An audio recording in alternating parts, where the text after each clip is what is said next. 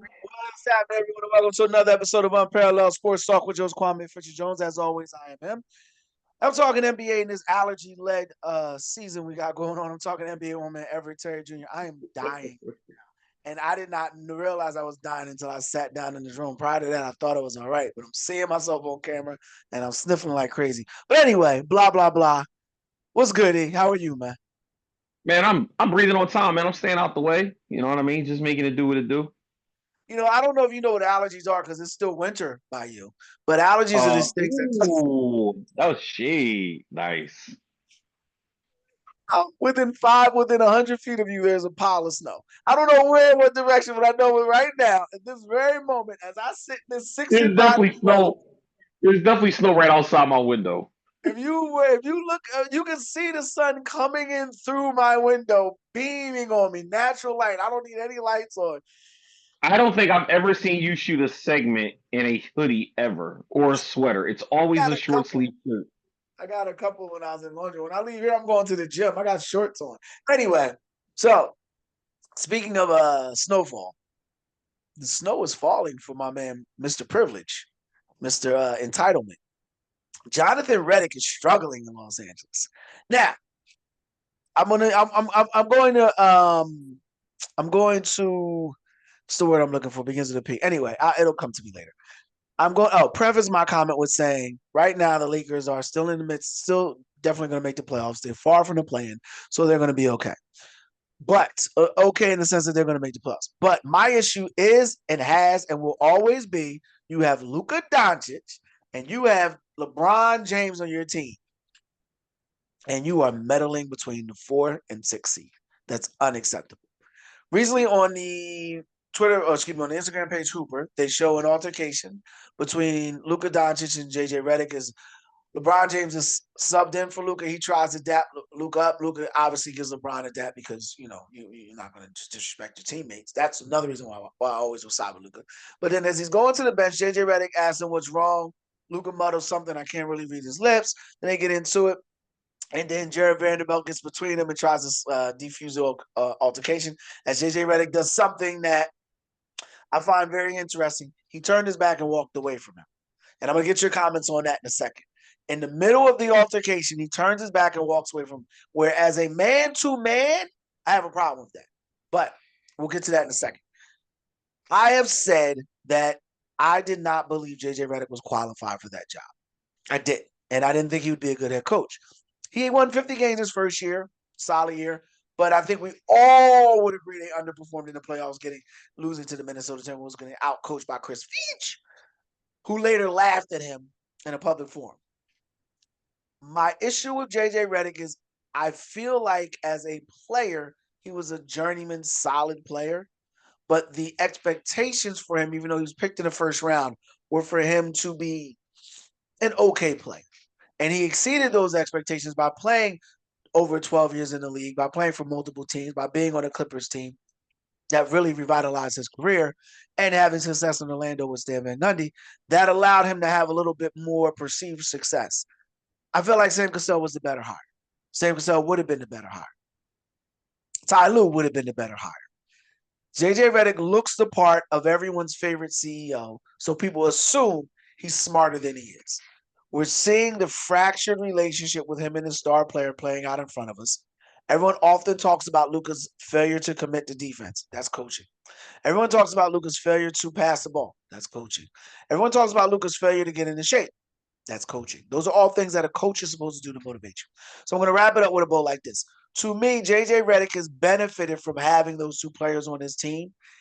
If he was forced to coach that team, forced to get that team to excel and play a little bit above their heads, they wouldn't do it. I think this will be his last season in Los Angeles. I believe they'll get bounced early in the playoffs, which is disappointing because we're watching one of the great athletic marvels play out before our eyes. But I feel like JJ Redick is playing out exactly how I thought it would play. What say you? So first things first, you say they're middling between the 4 and the 6 seed. They're 2 games out of the 3 seed. Literally, two What's wins after out of the three? 3 seed. What's after three? Huh? What's after what Two, number? No, what's what? No, I didn't say before three. So what's after three? What number's after three? four. Okay, that's all. Just Right, but checking. what? But they're 2 wins out of the three. You act like they're 19 games back. They're 2 wins out, and mind 19 you, in the games. last in the last 10 days, they've played the Warriors, the Celtics, the Spurs, the Thunder. It's not like they're playing 18 games against the Pelicans and the Bulls. Like they're playing teams that are pretty formidable, all playoff bound squads, and even teams on the fringe like the Suns, the Magic. Like they're playing teams that are playing for something. So they have to bring it every single night. There's no surprise that you're starting to hear whispers that maybe Nico Harrison didn't exactly bomb as bad on this trade as you think, because the expectation was him going to LA automatically makes LA a championship team. But will I say that he didn't get max value for Luka? Yes, but will I kill him for the trade considering Luka don't play a lick of defense despite the offensive marvel that he is? That's true. You think about the games that they just lost where Luka's sitting there and he's out of position, not guarding his man. They give up a bucket that costs them the game against the Suns. I mean, at the end of the day's going to end. You can't just win playing on one side of the floor. The greats play both ends, okay? With the exception of maybe Define win. Hold Joker. on, Define win, because I want you to be clear on that point. You can't. So define what does win when you say you can't win with Luka not playing defense. What does that mean exactly? What I'm telling you is, I'm about to say it. The greats in the league will respect both sides of the ball. Luka don't respect the defensive side of the ball at all. He don't even try. He's got that James Harden in him on defense. And that's why James Harden has never won, and that's why James Harden won't win. And for that same reason, Luka better get together or he's not going to win. Doesn't matter how great you can score. Teams will key on you and force you into mismatches. When we saw them in the finals with the Dallas Mavericks, they were literally keying on the best player on the other team on defense. That is very telling. And that's why Nico Harrison got rid of him. Was it a great trade? No, considering that they gave him up for 80 and Max Christie, which turned into Cooper Flag and a bunch of players. But what they did, in fact, do is tell the league, hey, listen, defense matters. The guy was coming in overweight, drinking, partying, whatever it was he was doing, What's and they AD showed at up now? on the floor. He's in Washington. Okay, go ahead. He's pretty close. But that's not the point. The point is, I said he didn't get fair value for Luka. I've not argued that the trade wasn't good. The thought behind it wasn't wrong, though. That's why you're starting to hear people kind of, maybe it wasn't as bad of an idea. He just didn't go about it the right way. To that end, circling back to your point about JJ Redick, JJ Redick reminds me of the guy where hard work beats talent when talent doesn't work hard. He has enough talent to be a good player in the NBA, but he survived 12 years because he had a good work ethic, came to work every day, and was a consummate professional. Never a locker room issue, came in, shot, did his job, and got out of the way. Hear me for a second. The issue when it transitions into coaching is while they say most great players aren't great coaches, you also have to be able to inspire men. And that's where you lose a guy like JJ Redick because a lot of guys don't feel inspired watching him play. Dan Campbell, the Detroit Lions are inspired by seeing that guy play. You see what I'm saying? Of the Detroit Lions. When you look at guys that are inspired to play, Sean McVay, guys are inspired to play for Sean McVay. Guys are inspired to play by certain coaches. He's not one of those guys. For some reason, even if you go NBA, guys are inspired to play for what's the guy in San Antonio, Mitch, whatever his name is. I can't get his last name. And San Antonio.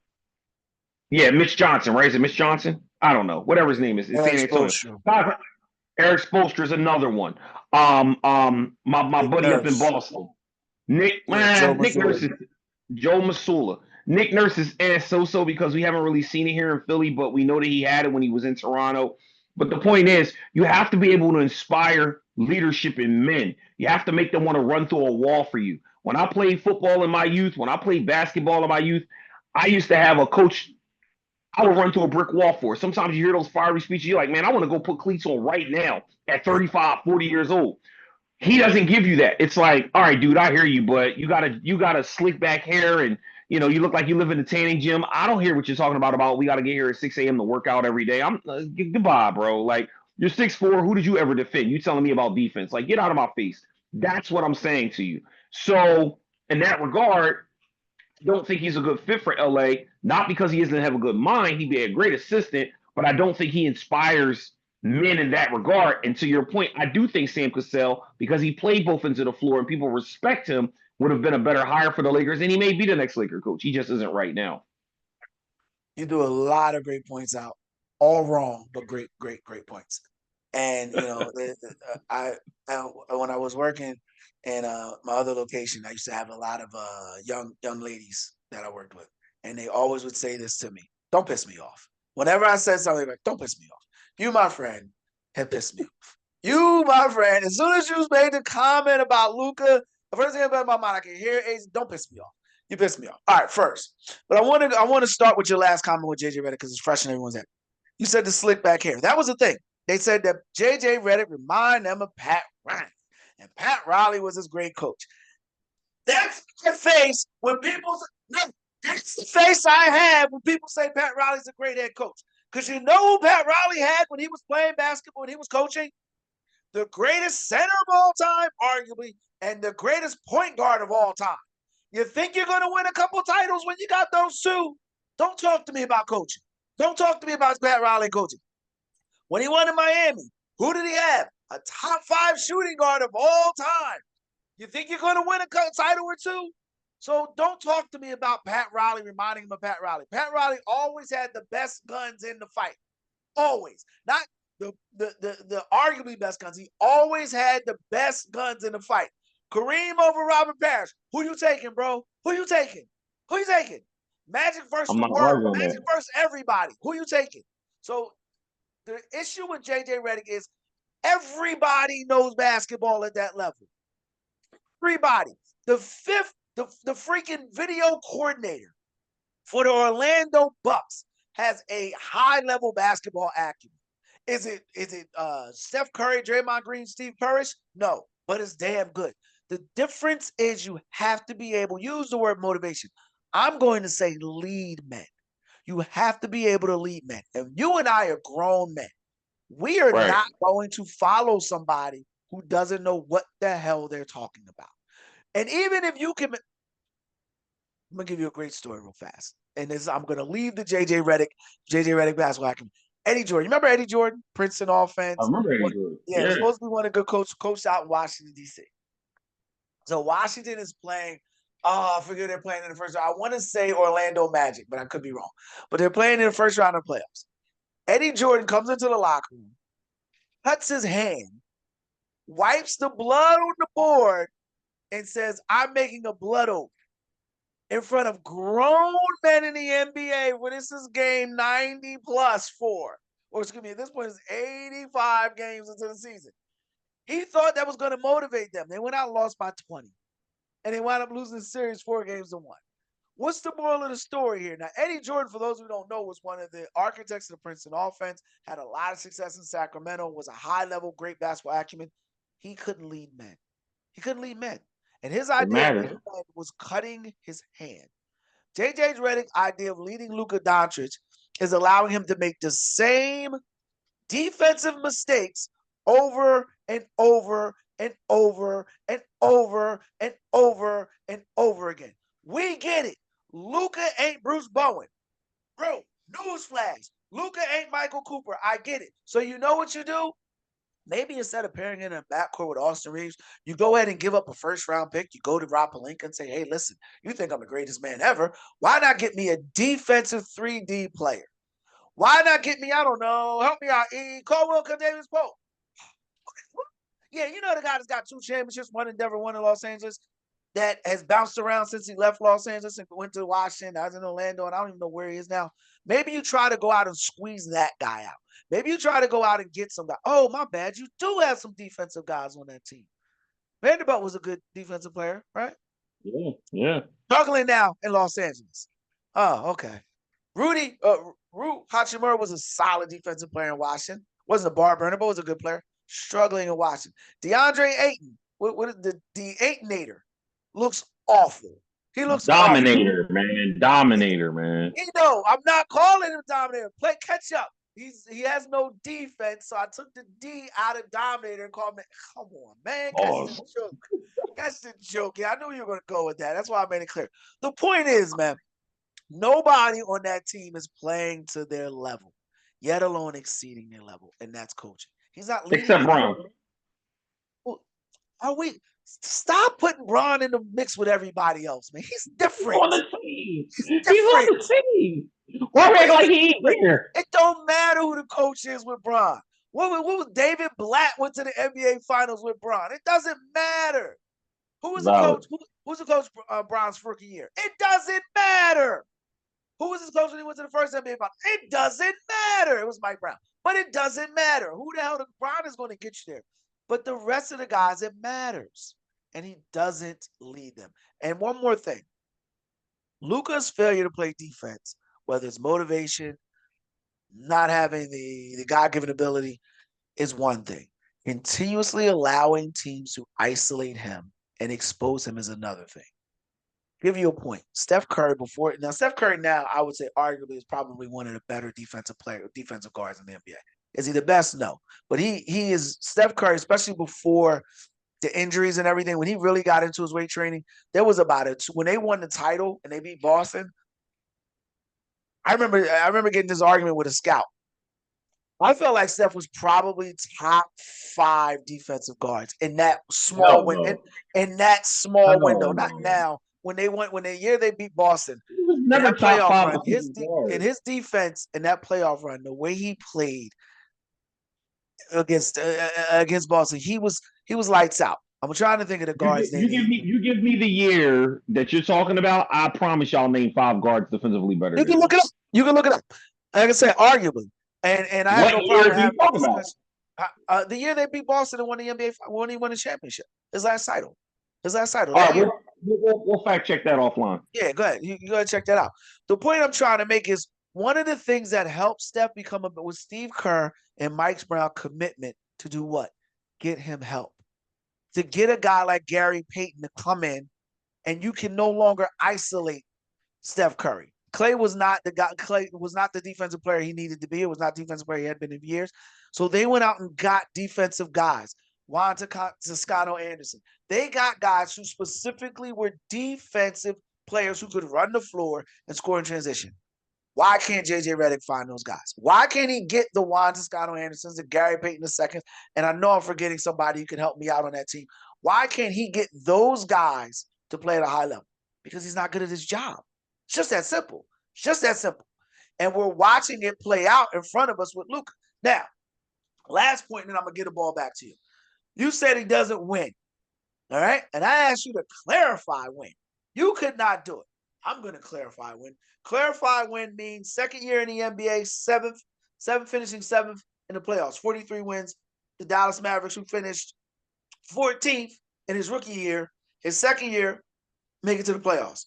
His third year, 5th seed in the playoffs. His fourth year, 4th seed in the playoffs. His 11th season, the season they trade him, they dropped down and now they're going. They dropped back to 50 wins. Trips to the NBA Finals, trip to the Western Conference Finals. Luka wins, bro. He wins. He's not winning now because the coach is not Jason Kidd, because the coach is not Rick Carlisle. It's Jonathan Redick, and he is an albatross on the team. Floor is yours. He's not winning because he doesn't buy into playing both ends of the floor. Did he buy in when he was in Dallas? No. That's why he got cooked. They were getting obliterated. They still managed to make it to the Western Conference Finals and the NBA Finals. Styles make fights, and again, nobody's taking away from his offensive prowess. Nobody's taking away from his offensive prowess. When you play a 7-game series against guys that can match your firepower, and now what they do is isolate you and find ways to make you the weakest link on the floor because you're only as strong as your weakest link. And as much as it is, listen, everybody's heard it. Offense gets the glory, but defense wins the game. Every great championship run you've ever seen ain't been blowing people out by 20, 30 points. It comes down to getting timely stops. If you got a guy on the floor that you can isolate every single possession, switch off and get him in a one-on-one where his man is going to get an easy bucket, you're giving away possessions that if you don't come down and score, dig you into a hole. That's basketball. Stop right there. You started that comment with Styles make fights, and then you followed it up with timely stops. That's what wins. Timely stops. What timely stops does he get? Hold on. Now, timely stops. 5 men on the court, 1 man on the sidelines. You're putting the failure to get a timely stop on one person. You're telling me that JJ Redick has no idea what they're going to do offensively. Is that what you're telling me? What I'm telling you is that it's not about that. You take Luka off the floor for defense. It's not like football You where you don't can sub have him to back take in him on the off the next floor. play. You don't have to take him off the floor.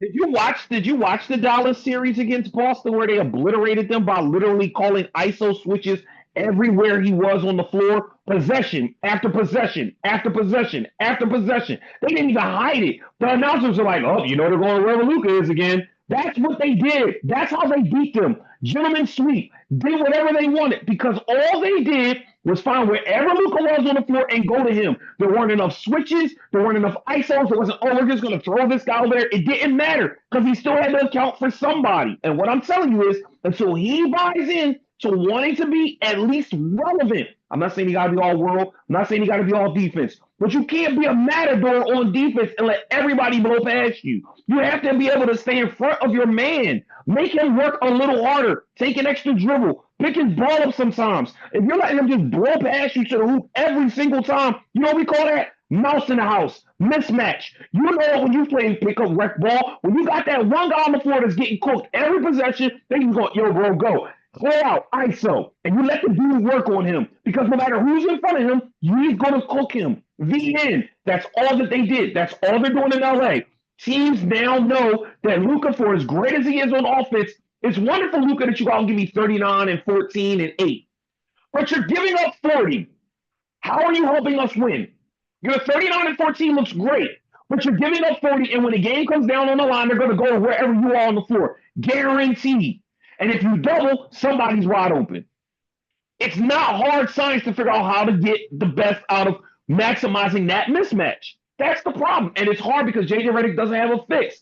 Maybe that's roster. Maybe that's coaching. Maybe it's both. I don't know. But what I do know is the Lakers won't win until Luka has a commitment to wanting to be better on the defensive end. He has to take accountability for the fact he does not try at all on defense. And every single great champion in the history of basketball played defense, with the exception of Joker. But for what it's worth, and I say this, Joker isn't great on defense, but Joker tries. That's all you're asking him to do. Joker is a great team defender, much like, and I'm going to go way back. Agreed. I'm going to go 40 years before. Larry Bird Larry Bird made back-to-back second teams all defense. You know how? Because he was a great team defender. I'm going to go even to He much tries. large. I'm going to go even to a much smaller scale, and I want people to think about the person I'm going to name here, Kyle Korver. When Kyle Korver was playing on good teams, the Atlanta Hawks teams, he was a good team defender. You're shaking your head. You know how you become a good team defender? Your team leader, your coach, puts together a defensive scheme that allows 5 guys to defend. Number one, excuse me. Number one, you said double the ball. You don't need to double the ball. You just have all eyes facing the ball. All eyes facing the ball. Here's a thought. You run a zone. Stop the music. What are we talking about? You can't run a zone. Yes, you can run a zone in the NBA. Wait a minute. How would you run a zone? Because you have DeAndre Ayton in the paint. So you can run a zone. You decide, you know what? If they're trying to What run isolate, screen, protection and is he roll, offering? they're trying to isolate and screen and roll you to death, or they're trying to isolate and take Luka out on the wing. It's all right. You let him do it. You bring Luka back to the three-point line and let him dribble the air out of the ball. And let him dribble the air out of the ball. And if they want to run one-on-one with Luka at the last minute when the shot clock runs down, that's when you blitz the ball carrier. Or just a thought, you let him take the low percentage shot. You do not allow Luka Doncic to get screen rolled and isolated over and over and over again. It is the NBA, which stands for brothers are going to score. Yes, I know the acronym doesn't match, but the point is brothers are going to score. Everybody in the NBA can hoop a little bit. There's going to be a guy on the New Orleans Pelicans that you never heard of that's going to have a lights out game. Everybody's got a Willie Burton. Do your Googles for people who don't know Willie Burton is. Everybody's going to have a Willie Burton. Those things happen. But the timely stops that you mentioned, going back to the point, that's the issue. They don't get those. And they don't get those because the dude on the sideline doesn't know what's coming. How do you not know what's coming? Hold on. Before you jump in there, Abe, listen to my point. It's like he doesn't know what's the key. It's like, you know what it is? It's like it's all is new. It's all surprising. It's like Doc Rivers when he coached the Clippers. That's what it's like. For anywhere. Okay, but I use the Clippers for a specific reason because the Clippers were one of the better teams in the NBA year in and year out, but could never make it out of the second round of the playoffs. Call on me. Who's on that team? Who's the starting shooting guard on that team? Jonathan Redick. Floor is yours. All right. All I'm going to say is I would yield and concede 1,000% of this argument with the one caveat.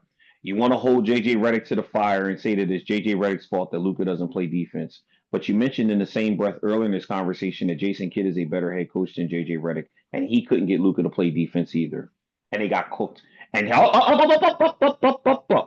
we agree that Jason Kidd has more basketball acumen in his pinky than Jonathan Redick does in his entire body. So you don't think Jason Kidd knew how to call switches and zones and audibles He and did. switches and team defense? He did. Okay. And how did that work out in the finals when they still were ISOing 1v1 on them?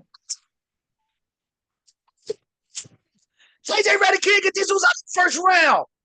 You're not hearing what I'm saying. He can't get them out of the first round. You're speeding past what I'm saying. What I'm saying to you is I'm talking about winning a championship. Nobody cares about first round, second round, third round. I'm talking championship.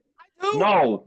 No. For what? What does that mean? Oh, so you lost in the second round. Whoop de damn do. Nobody remembers. You know what? You know what losing in the first round, second round is? You're just the third or fourth loser in the playoffs. That's all. It's about winning championships or nothing. You're in LA. What I'm talking about is winning championships. It's about what I'm saying, they're not competing for championships. They can't get there. And even if they get there, they can't win because the best player on their team doesn't have a commitment to defense. Where's the accountability for his lack of commitment to defense? He had a better coach who couldn't find a way to scheme him into team defense and find ways to get him where he wasn't exposed. And he had a better coach there with better defenders there. It didn't matter because at the end of the day, defense is about effort. It starts here. If you don't have it here, you can't coach that. You can't coach this. You can't coach this. We got 10 minutes left, so I'm gonna wrap it up with a bow like this. You're exactly right. He needs to be more committed on defense. The point I'm trying to make is competing for a title. Yes, the goal is to win a title. Everyone wants to say they want to win a title, but it's not about being perfect. It's about striving for perfection. You understand the difference between the two? Competing for a title and winning for a title. If you don't win a title, you know, it's a lot of things can play a role in. A lot of things got to break your way for you to win a title. What you can control is competing for a title. The difference between Jonathan Redick, and Jason Kidd is very simple. He managed to put Luka in position enough for it took probably one of the best two wing players in the NBA to expose him. They managed to fly through a Western Conference. They managed to be one of the top Western Conference. The year they even lost to the Warriors when JJ Brunson was all these J's. Jalen Brunson was on the team, and they lost to the Warriors in the Western Conference Finals. They still managed to get to the Western Conference Finals. That level of play isn't there anymore. And people keep saying it's Luka. Luka's gotten further in his career than JJ Redick ever did, and JJ Redick was on perennial underperforming teams. Last point. Name me a time, and then we can transition from this. Name me a time when JJ Redick has ever gotten the most out of a teammate or a player. Excuse me, a teammate or a player as a coach.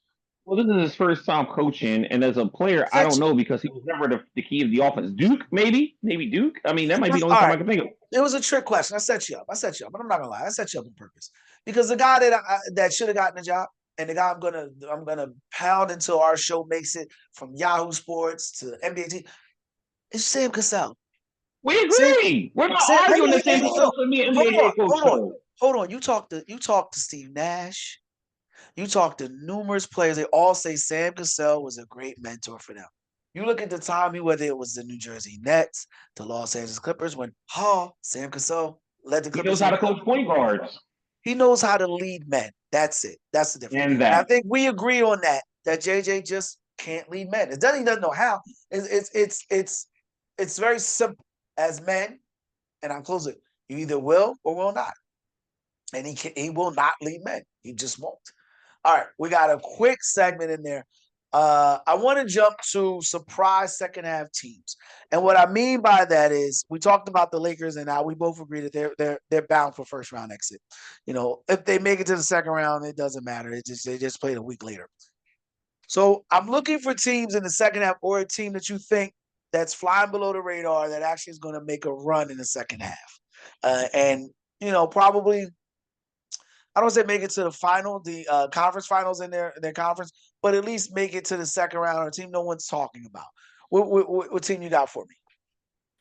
So I'm gonna give you one that probably nobody's talking about. They should be talking about more, but haven't, and that's the Charlotte Hornets.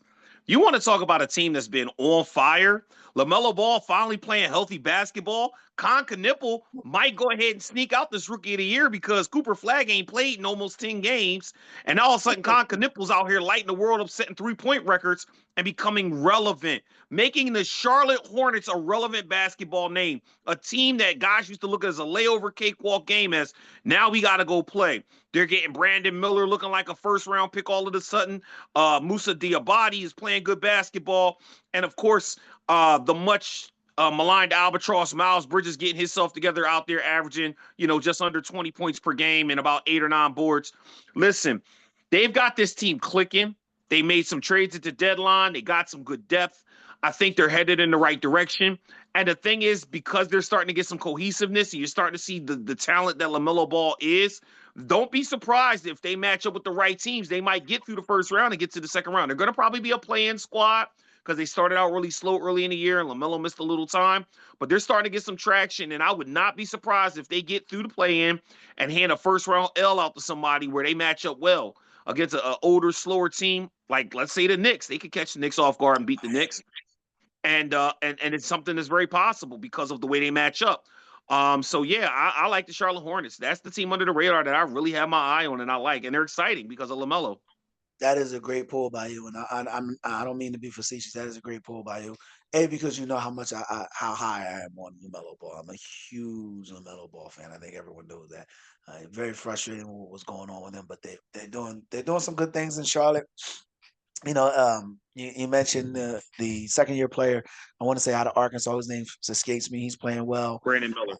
Brandon Miller, thank you. And Miles Bridges, he's playing for his NBA career, man. Like, so, He's gonna get a contract extension. He'll get one. I don't know if Charlotte's going to offer him a contract extension. And there was a trade. Well, you make your face, but listen, you got Khan, you got Brandon, and you got LaMelo. Those are your three. Why am I giving more money to anybody? Because he's a power forward they don't have. They need a guy that can go and get you 15 to 20 per. He's a tweener, and I don't really want that type of. I don't want that type of player on my team, and I'm talking about. I'm talking about basketball skill set, not off the court. I like the skill set of Khan, who is a more. He's polished. Yeah, I hate saying that because he's a white ball player. You know what I mean? I feel like it's a racial overtone to it, but he is.